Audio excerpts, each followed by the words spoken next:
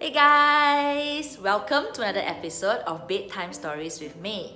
Today, I would like to talk to you about parrots. So once upon a time, in the jungle, there was a nest and there lived a family of parrots. So the two adult parrots and their young children, two siblings. And one day, the adults went away from the nest to hunt for food, leaving the two younger children behind. And a hunter came and took away the two young parrots. One of the young parrots managed to escape, so it flew away and went to a hermitage nearby and lived with a sage. The other young parrot was kept as a pet by the hunter and his family.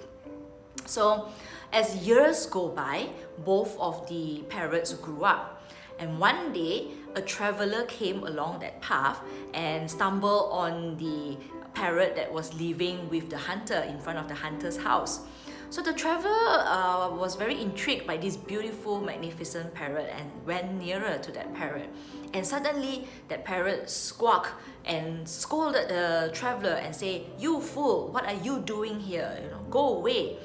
So the traveler got a little bit annoyed and afraid at the same time, so he walked on. And then the traveler went towards the hermitage and met the sage and the sage's parrot.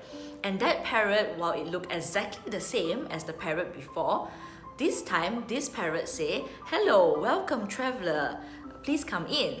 So the traveler asked the sage, "I saw the exact same parrot just a while ago in a hunter's cabin. And they look exactly the same. They look like they're from the same family. But how come the other parrot is so rude and aggressive while your parrot is so docile and has a lot of kind words?" So the wise sage says, "Yeah, I know of the other parrot that you spoke about. They are actually siblings. And this is a reflection of how the parrots actually learn from us over the years, learn the words that we say. So the parrot that's living with me adopted the words that me and my colleagues in this hermitage has been saying, while the other sibling that lived with the hunter most likely adopted the words of the hunter as well. But this is a reflection to human beings. So the moral of the story is the company that we keep defines who we are. The company that we have around us decides who we eventually be, whether we like it or not. There's also a very popular saying that I'm sure most of you have heard before. We are the average of the 5 people we spend the most time with, right?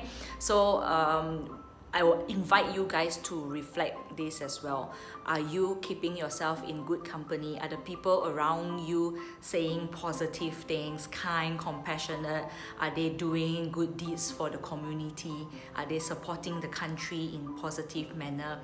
Or are you surrounded by complainers, gossipers, people that are bitter and are constantly negative and is draining your energy most of the time?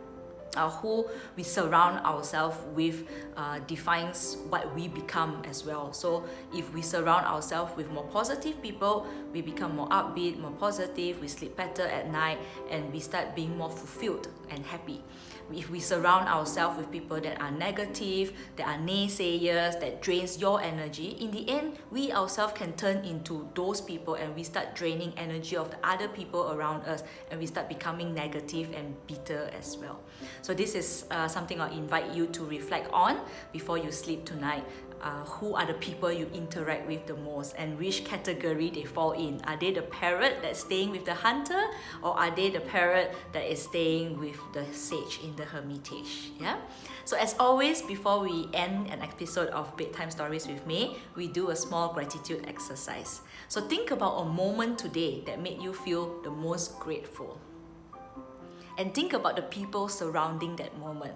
It can be your family, it can be a friend, it can be someone virtual, it can also be your pets. And then say thanks for whatever else that has happened today that went wrong. At least you always have this particular moment that went right that you're so grateful for. And go to sleep with this memory of being thankful. With that, I say good night, my friends. I'll see you tomorrow on another episode of Bedtime Stories with me. Good night. Bye.